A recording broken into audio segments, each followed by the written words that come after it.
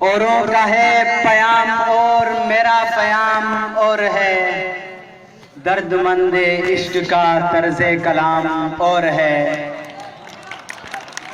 بتاؤں آؤ میں تم کو کہ قانون خدا کیا ہے، بتاؤں آؤ میں تم کو کہ قانون خدا کیا ہے، حقائق کو نظر انداز کرنے کی سزا کیا ہے۔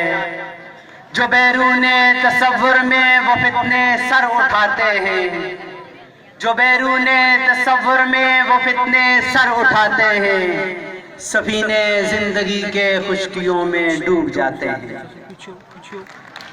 صدر علی وقار، آج جب امت مسلمہ کا نام لیا جاتا ہے کی ذلت و خواری اور مایوسی ہے۔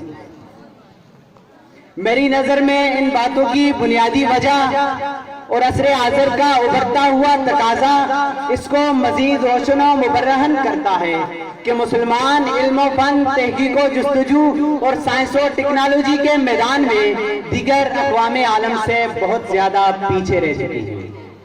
آج مغربی ممالک نے مسلمانوں کی پہچان کے لیے نئی نئی اصطلاحات اختراع لی۔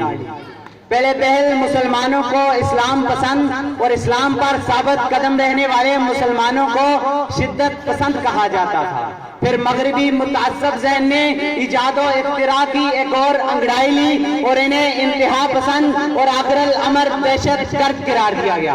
آج مسلمانوں کی تصویر اس طور سے پیش کی جاتی ہے گویا دنیا کے امن کے لیے اگر کوئی قوم خطرہ ہے تو وہ صرف اور صرف مسلمان ہے۔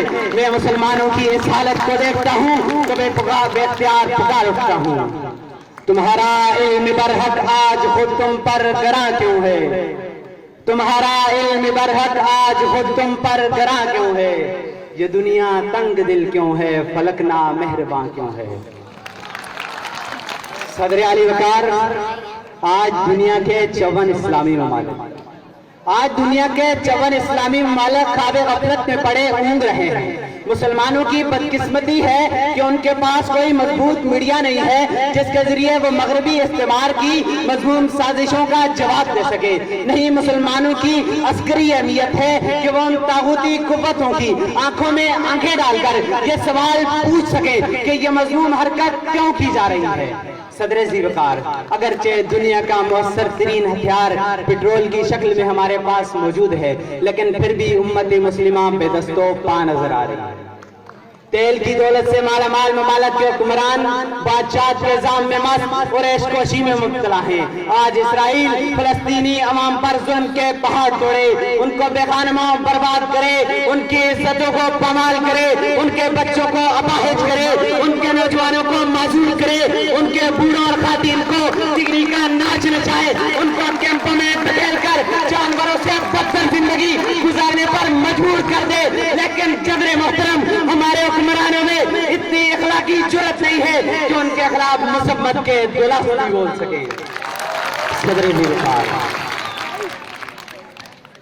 اگرچہ دسترس اس کی میں وہ انجم سے آگے تک، اگرچہ دسترس اس کی میں وہ انجم سے آگے تک، مگر پھر بھی جمی رکھے ہوئے ہے غیر کے در پر۔ صدر ذی وقار، مسلمانوں کی یہ دولت دشمنان اسلام کے مسموم و ناپاک مقاصد میں کام آ رہی ہے۔ مسلمان سائنس و ٹیکنالوجی کے میدان میں بالکل کورے ہیں۔ جدید اسلحہ کی بات تو رہی ہے ایک طرف، یہ روزمرہ کی اشیاء بنانے کی صلاحیتوں سے بھی کورے ہیں۔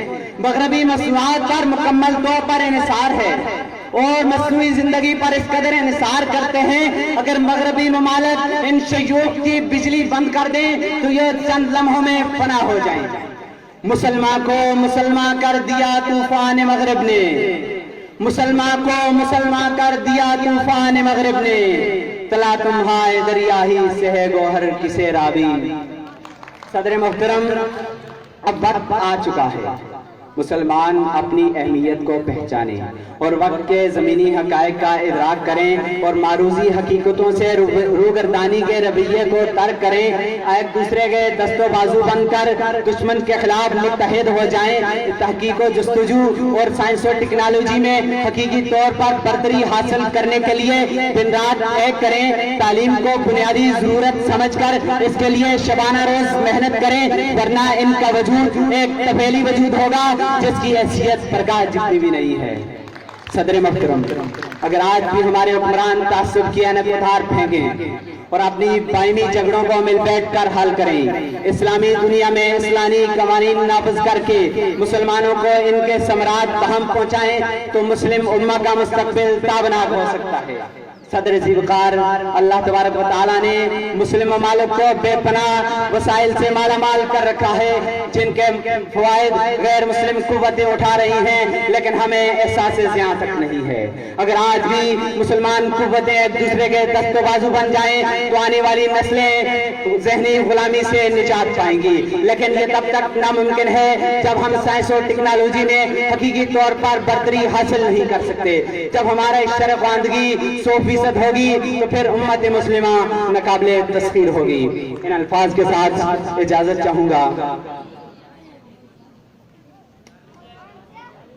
अगर उस्मानियों पर कोहे गम टूटा तो क्या गम है, अगर उस्मानियों पर कोहे गम टूटा तो क्या गम है, कि खूने 100,000 अंजुम से होती है सहर पैदा, किताबे मिल्लते बेज़ा की फिर शीराज़बंदी हो, किताबे मिल्लते बेज़ा की फिर शीराज़बंदी हो, कि शाखे हाशमी करने को है फिर बरगुबर पैदा। अस्सलाम।